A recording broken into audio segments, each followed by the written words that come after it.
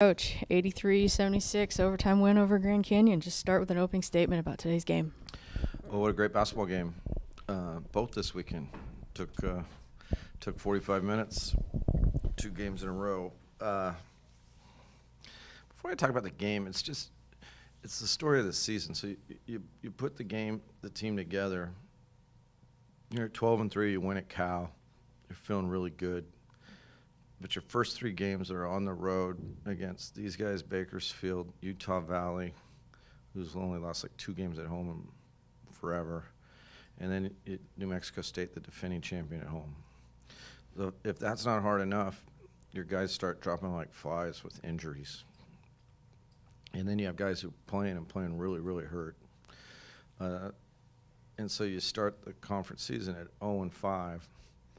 And we show up in Chicago 0-5 with 5 scholarship players, 7 guys who can play, and get through that weekend. So now you get a win on the board. Come home. Cal Baptist plays real well, beats us on our floor. Go down to Texas, New Mexico State. Starting to get everyone back, not everybody. Played really good against New Mexico State. I know their coach thought they played bad. I thought our kids deserve a little credit that we played pretty good there. So now we're 1-9. But each Monday the guys just kept going back because they know, no, we're a good team in all this. So now we're 13-12. So I mean, just imagine being 18 to 23 years old and you're like, hey, we're 12-3, now we're 13-12. We're 1-9 in conference. And but they just kept believing. So we defend the home court, win 2.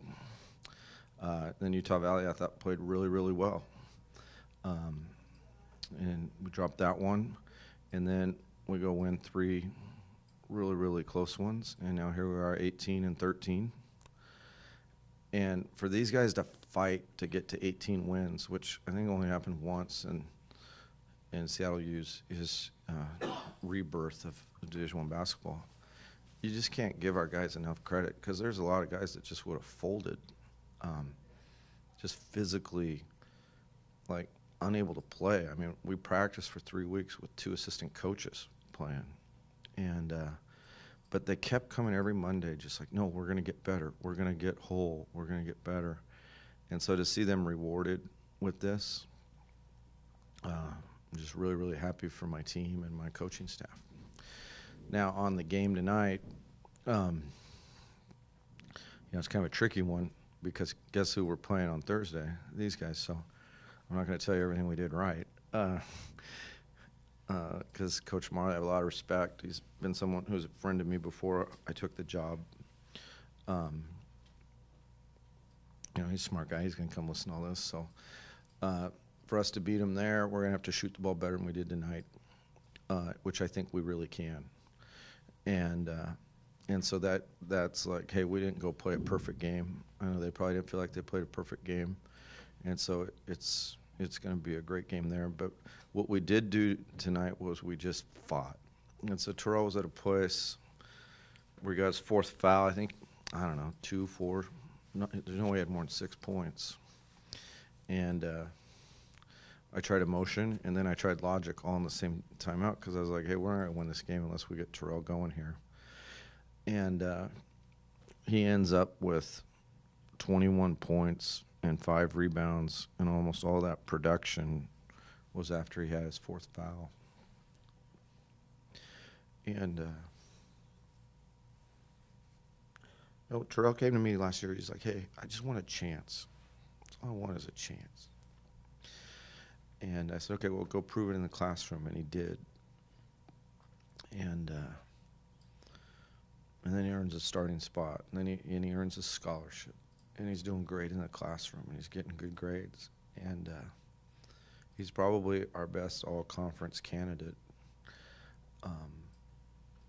And so what life's about is what you do with a chance.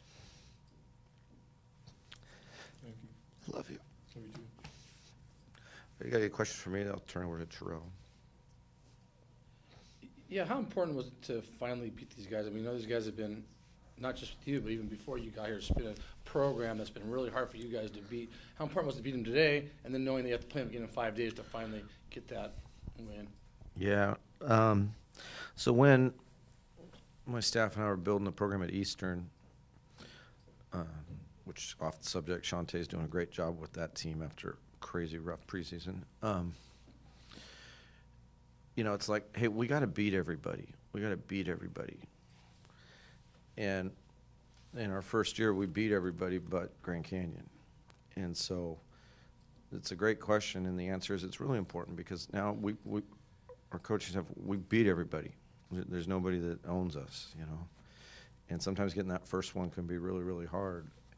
In the Eastern program, when we got to that place in year 4 where we got to the NCAA tournament, it wasn't like we went into any gym and some opponent had us spooked or worried. And so I think that's why it's a really important win. So, Terrell, I mean, was it a conscious decision? I mean, you started going to the hoop and they just could not stop you going to the basket. I mean, how hard is that with 4 fouls, knowing that you get a charge? Yeah, I think that come from our training of landing in base, and then me and Coach Nick and all the coaches watch a lot of film, and then the best skill I had was just rise up over everybody because we knew that they're a good defensive team, strong, physical, but like they don't really jump. So just rise up over them, and then like you don't see anybody and just focus. Did you make a conscious decision to get more aggressive? You were much more aggressive offensively in the second half. Was that a conscious decision? I just feel like I didn't want to force it, and I let the game come to me a little bit. But then once I got it going, I see my first basket. Then I was like, okay, like the slump's over. Keep pushing, keep pushing. And Coach believed in me and told me keep going. How excited are you to play those guys again? I'm excited. Yeah, I just think that they're a good team. I think we're a good team, and it should be a good game. It didn't seem to me. I mean, there wasn't really a lot at stake. I mean, you guys were pretty much locked into where you're at. Grand Canyon was, but I thought both teams played really, really hard. Is that how you felt on the court? Yeah, they have a good player, Carlos Johnson. They have bigs, but I think that we showed toughness and fight. We wanted to really win this game today. We had one day turnaround to understand their plays and everything. I think everybody picked it up really well, so I think we was just focused. How about Carlos Johnson? Do you guys ever play against each other when he was at the UTA? Did you guys ever meet up? Yeah, we talked a little bit, but that's like my guy. We talked last night for a little bit, and then. So you guys have played against each other? Yeah, we play like open gym and stuff together. Yeah. What do you think, Jim, about the WAC tournament? What do you?